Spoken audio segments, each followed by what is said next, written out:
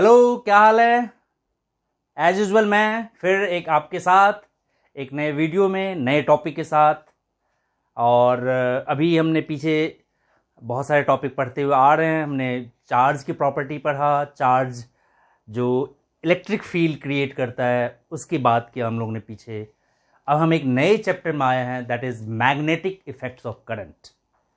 यानी चार्ज की एक दूसरी प्रॉपर्टी भी है कि मूविंग चार्ज मैग्नेटिक फील्ड भी क्रिएट करता है। हम तो अभी इलेक्ट्रिक फील्ड पढ़ के आ रहे हैं पीछे से ही। अब उसी चार्ज के जब वो मूव करता है तो एक मैग्नेटिक फील्ड क्रिएट कर रहा है। तो आज हम उस मैग्नेटिक फील्ड की बात करेंगे, ठीक है। और उस मैग्नेटिक फील्ड का यूनिट क्या है, कैसे उसमें कोई चार्ज पार्टिकल मूव करेगा तो उस पर फोर्स क्या लगेगा, दैट इज लॉरेंज फोर्स। उस फोर्स की डायरेक्शन कैसे फाइंड होगा, ये सब की हम बात करें। तो चलें शुरू करें। ठीक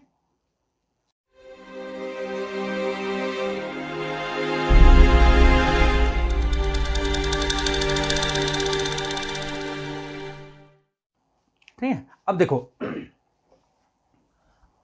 अब सपोज करो कि एक यूनिफॉर्म मैग्नेटिक फील्ड है। एक यूनिफॉर्म मैग्नेटिक फील्ड है और इसमें मैग्नेटिक, ये यूनिफॉर्म मैग्नेटिक फील्ड है।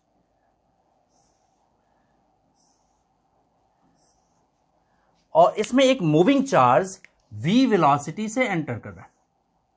ये v वेलोसिटी से मैग्नेटिक फील्ड में एक चार्ज एंटर किया, ठीक है। अब इसका ये x, ये इधर मैग्नेटिक फील्ड है। मैग्नेटिक फील्ड को हमने b से रिप्रेजेंट किया और ये इसका z एक्सिस, तो x axis, y axis and z axis. तो मूविंग चार्ज यहाँ से एक मैग्नेटिक फील्ड, एक चार्ज पार्टिकल, ये चार्ज पार्टिकल है जो रेड वाला आप देख रहे हो, ये v वेलोसिटी से एंटर किया। इसके मैग्नीट्यूड q है। q मैग्नीट्यूड का चार्ज एक v वेलोसिटी से एंटर किया और ये मैग्नेटिक फील्ड के साथ थीटा एंगल बना रहा है, ठीक है। तो इस चार्ज पार्टिकल, जब कोई चार्ज पार्टिकल इस मैग्नेटिक फील्ड में आया, इस पे फोर्स कितना लगेगा, ठीक है। तो हमारा टॉपिक है force on charge particle, force on charge particle in magnetic field, ठीक है। अब इस मैग्नेटिक फील्ड की डायरेक्शन क्या है, अभी हम इसकी बात नहीं करेंगे। इस किस डायरेक्शन में फोर्स लगेगा इसकी बात अभी इस डेरिवेशन के बाद हम करेंगे, ठीक है। तो अभी ये सिर्फ ये है कि क्यू मैग्नीट्यूड का एक चार्ज है जिसके मैग्नीट्यूड क्यू है, एक v वेलोसिटी से एंटर किया है, making angle theta with the direction of magnetic field. ये जो डायरेक्शन है ये मैग्नेटिक फील्ड की डायरेक्शन है, ये x एक्सिस है और ये b हमारा मैग्नेटिक फील्ड है। तो ये जो चार्ज पार्टिकल है ये एंगल थीटा बना रहा है, ये थीटा एंगल बना रहा है किसके साथ, ये मैग्नेटिक फील्ड के साथ। तो ये सारा कंसेप्ट लॉरेंज ने देखा था, इसको हम लॉरेंज फोर्स भी नेम करेंगे आगे चल के।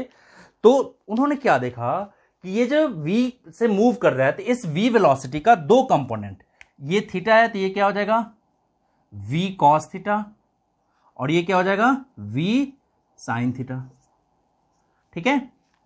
तो लॉरेंज ने क्या देखा था कि force on charge particle is directly proportional to magnitude of charge. पहला Lorentz force, force on moving charge particle is directly proportional to magnitude of charge. कितना मैग्नीट्यूड इस पर डायरेक्टली डिपेंड कर रहा है। दूसरा उन्होंने क्या कहा कि force is directly proportional to strength of magnetic field. Magnetic field intensity कितना है, मैग्नेटिक फील्ड स्ट्रेंथ कितना है, इस पर भी डिपेंड कर रहा है, क्या, इस पर जो फोर्स लग रहा है। और तीसरा उन्होंने देखा force is directly proportional to velocity component perpendicular to the direction of magnetic field. ये जो z एक्सिस है, बोथ आर म्यूचुअली परपेंडिकुलर, तीनों म्यूचुअली परपेंडिकुलर है। तो first, the force on charge particle in magnetic field is directly proportional to strength of magnetic field. फिर दूसरा, force is directly proportional magnitude of magnetic field, magnetic field की क्या magnitude है। And तीसरा जो सबसे इंपॉर्टेंट है, force is directly proportional to velocity component perpendicular to the magnetic field. ये mutually perpendicular to magnetic field. इस तीनों कंबाइन करो तो फ्रॉम इक्वेशन 1, 2 एंड 3 कंबाइन करेंगे तो F is directly proportional to QBV sine theta, और इस प्रोपोर्शनल साइन खत्म करके एक कांस्टेंट लिया K, इलेक्ट्रोस्टैटिक कांस्टेंट, यहाँ इसकी वैल्यू 1 है, तो ये Q V B sine theta. ठीक है, यह मैग्नेटिक कांस्टेंट के एसआई सिस्टम में के की वैल्यू क्या है हमारा यहाँ पे 1 है। के की वैल्यू क्या है 1 है। ठीक है, तो क्या हो जाएगा F equals to Q V B sine theta. अब ये F equals to Q V B sine theta, यहां F Lorentz force and force on charge particle in magnetic field.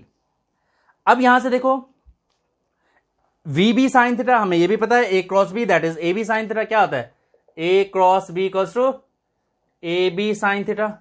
Vector से इसको हम वेक्टर फॉर्म में भी लिख सकते हैं, F equals to Q V cross B, Q V cross B. ठीक है, अब यहां पे देखो ये फोर्स जो है इस चार्ज पार्टिकल पे किस किस फैक्टर पर डिपेंड कर रहा है। तो पहला था हमारा strength of magnetic field, velocity and magnitude of charge. अब इसमें बहुत सारा क्वेश्चन है, 1 मार्क में आता है। पहला आता है कि when will the charge particle experience maximum force in uniform magnetic field, कब मैक्सिमम फोर्स लगेगा। तो मैक्सिमम फोर्स कब लगेगा, व्हेन थीटा इज मैक्सिमम। ठीक है, तो पहला केस है कि F theta equals to 90 degree, तो देयरफॉर साइन 90 इक्वल्स टू 1, तो फोर्स इस केस में क्या हो जाएगा मैक्सिमम हो जाएगा, that is Q V B. ठीक है, दूसरा कहता है इफ क्यू इक्वल्स टू 0, एक अनचार्ज बॉडी को हमने मैग्नेटिक फील्ड में रख दिया, अगर Q 0 है तो फोर्स क्या हो जाएगा, ये भी 0 हो जाएगा। तो मैग्नेटिक फील्ड कभी भी अनचार्ज बॉडी को फोर्स नहीं लगाता है। Magnetic field never expose any force on uncharged body. तीसरा केस देखो, इफ V इक्वल्स टू 0, तो फोर्स ये भी 0 हो गया। इसका मतलब यह है कि when a charged particle at rest in magnetic field, then there will be no any magnetic force on the charged particle. ठीक है, अब एक और देखते हैं हम इसी में, if theta is 90 डिग्री, तो इस केस में आ गया मैक्सिमम फोर्स। हमारा फोर्स का फॉर्मूला है F equals to Q V B sine theta, F equals to Q V B sine theta. अब देखो इफ थीटा इक्वल्स टू 0 और थीटा इक्वल्स टू 180, यानी ये मैग्नेटिक फील्ड है, और चार्ज पार्टिकल जो है, ये जो चार्ज पार्टिकल है ये इसी डायरेक्शन में मूव कर रहा है। तो ये बी है हमारा, ये बी है, तो थीटा यहां पे क्या हो गया 0 डिग्री। अगर एंटी पैरेलल हो गया, अपोजिट डायरेक्शन मूव कर रहा है, थीटा हो जाएगा 180 डिग्री। तो साइन 0 डिग्री भी 0 एंड साइन 180 भी 0। देयरफॉर फोर्स जो है क्या हो जाएगा 0। यानी when a charge particle moving along the direction of magnetic field, there is no force on charge particle, or when a charge particle moving anti-parallel to the direction of magnetic field, there is no force on the charge particle. अब ये B के बारे में हम discuss करें, B is the magnetic field। अब इसी का हम यूनिट डिफाइन करते हैं कि B है क्या। B को मैग्नेटिक फील्ड इंटेंसिटी भी कहते हैं। ठीक है, तो इसका यूनिट डिफाइन करेंगे कि intensity of magnetic field that is B का यूनिट क्या होगा, अब डिस्कस करेंगे। तो मैग्नेटिक फील्ड इंडक्शन बी, इसके बारे देखो इधर। अब ये बी जो है हमारा B, that is magnetic field induction. अब ये क्या है, इसके बारे में बात करते हैं हम। अब यहां पे अभी हमने देखा force on charge particle in magnetic field. इस फोर्स की जो डायरेक्शन है, डायरेक्शन ऑफ फोर्स, ये फ्लेमिंग लेफ्ट हैंड रूल से फाइंड आउट होता है। Fleming left hand rule, when we place our finger mutually perpendicular to each other, father mother child, कैसे father mother child, father मतलब force, mother मतलब magnetic field, and C current, child मतलब यहाँ child तो नहीं, यहाँ पे फोर्स वेलोसिटी है, ठीक है। तो इस तरह से भी आप मोशन वेलोसिटी को आप रख दो अलोंग द, जिस डायरेक्शन वेलोसिटी जा रहा है उसको इस रखो, मैग्नेटिक फील्ड के डायरेक्शन में आप फर्स्ट फिंगर को रखो, तो थंब जो है इसका क्या रिप्रेजेंट करेगा, डायरेक्शन ऑफ फोर्स रिप्रेजेंट करेगा, ठीक है।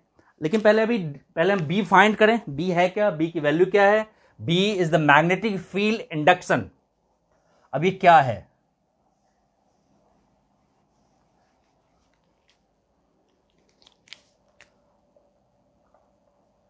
मैग्नेटिक फील्ड इंडक्शन या इंटेंसिटी भी कहते हैं, दैट इज बी, ठीक है।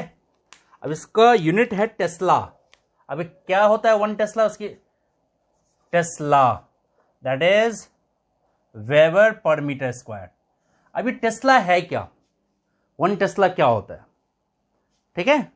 अब देखो अभी हम लोगों ने फोर्स की बात किया, फोर्स क्या आया, Q V B sine theta, Q V B sine theta force. अब देखो if Q equals to 1 coulomb, V equals to 1 meter per second, and sine theta equals to 1, that is theta equals to 90 degree. मतलब ये एक magnetic field है और इसमें एक 1 coulomb charge, यहां से एक 1 कूलम चार्ज इसमें एंटर किया, Q इक्वल्स टू कितना है 1 कूलम, और किस वेलोसिटी से 1 मीटर पर सेकेंड से, थीटा कितना है दोनों के बीच का 90 डिग्री। तो जब ये Q1 है, V1 है और साइन 90 डिग्री है, तो फोर्स क्या हो जाएगा, force equals to B, force equals to B.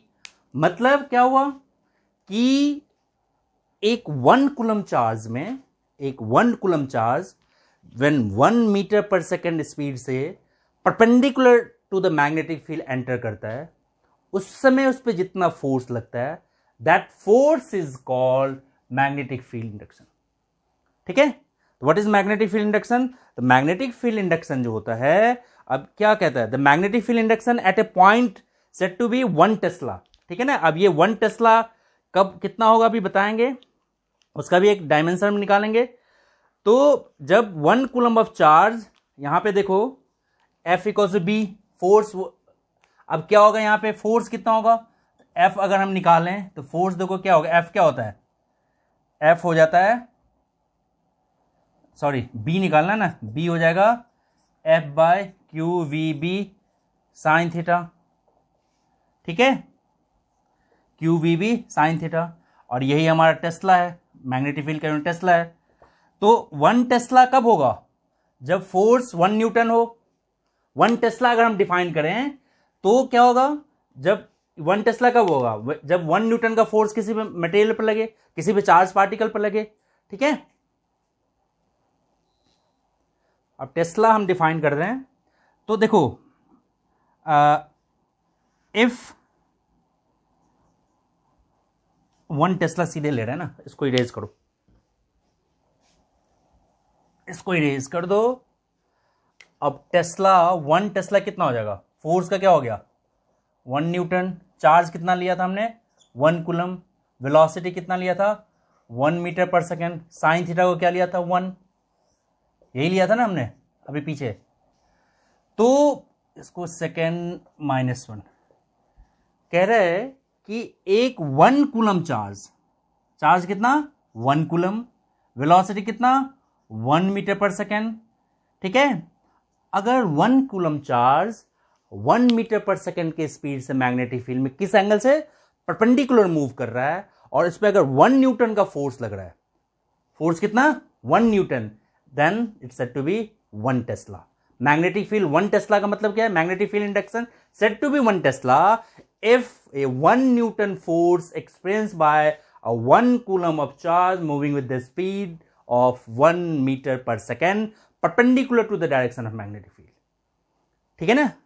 Magnetic Tesla जो है 1 टेस्ला का मतलब मैग्नेटिक फील्ड जो इंडक्शन का जो यूनिट टेस्ला है, उसका हम कैसे डिफाइन करेंगे? If 1 newton force experience by a 1 coulomb of charge moving with the speed of या velocity of 1 meter per second perpendicular to the direction of magnetic field, ठीक है, then it's to be 1 tesla. अब देखो इसका unit भी हम ले रहे हैं, चार्ज का कूलम न्यूटन, 1 टेस्ला क्या हो सकता है? तो 1 T इक्वल्स टू न्यूटन तो हो ही गया। अब कूलम देखो, Q क्या था? Charge per unit time, that is current, flow of charge per unit time. तो Q को हम क्या लिख सकते हैं? Current into second, current into time, that is, तो इस कूलम को हम लिख सकते हैं एम्पी यूनिट, देखो ए एम्पियर सेकेंड, ये हो गया एम्पियर सेकेंड। अब ये हो गया मीटर सेकेंड इनवर्स किसका? वेलोसिटी का, और ये साइन थीटा डायमेंशनलेस है। तो टी का डायमेंशन क्या हो गया? टेस्ला का डायमेंशन, ये कैंसिल हो जाएगा, ये ऊपर चला जाएगा, newton meter inverse, that is dimension of 1 tesla, ठीक है।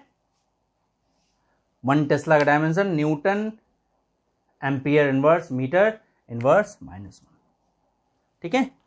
और इसका डायरेक्शन हम कैसे फाइंड करेंगे? The direction with the help of Fleming left hand rule.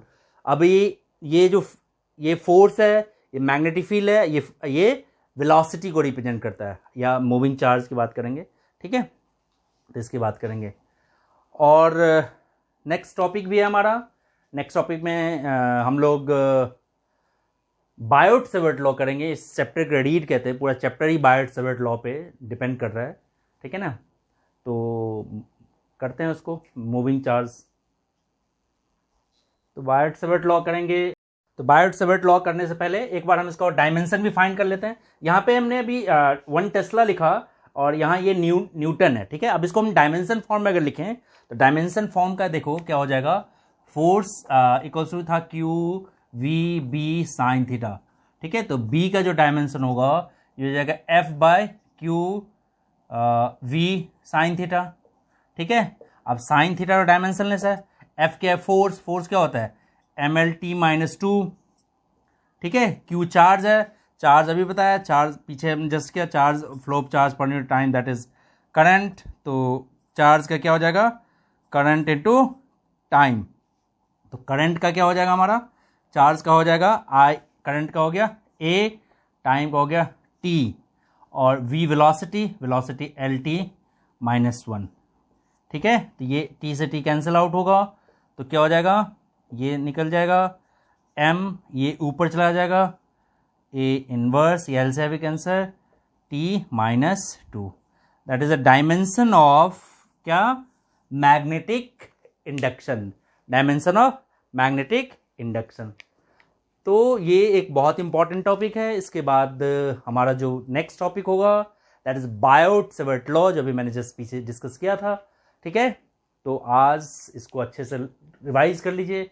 Next class में हम इस पे बात करेंगे बायोट सेवर्ट लॉ पे। अच्छा, एक क्वेश्चन है आपके लिए कि अगर एक कंडक्टर को, एक नॉर्मल कंडक्टर को हमने मैग्नेटिक फील्ड में रख दिया, तो उसमें तो इलेक्ट्रॉन रैंडमली इन मोशन है, तो क्या इस पर फोर्स लगेगा? इफ सपोज कि एक कंडक्टर है, इसमें n number of electron, free electrons है, जिसको हमने एक मैग्नेटिक फील्ड में रख दिया, तो इलेक्ट्रॉन तो इसमें मूव कर रहा है, फ्री इलेक्ट्रॉन्स आर मूविंग, तो क्या इस कंडक्टर पे फोर्स लग रहा होगा? ठीक है, ये क्वेश्चन आप सोचेंगे। हम लोग जब नेक्स्ट टॉपिक करेंगे तो इस पर डिस्कस करेंगे। आज के लिए बस इतना ही, बाय।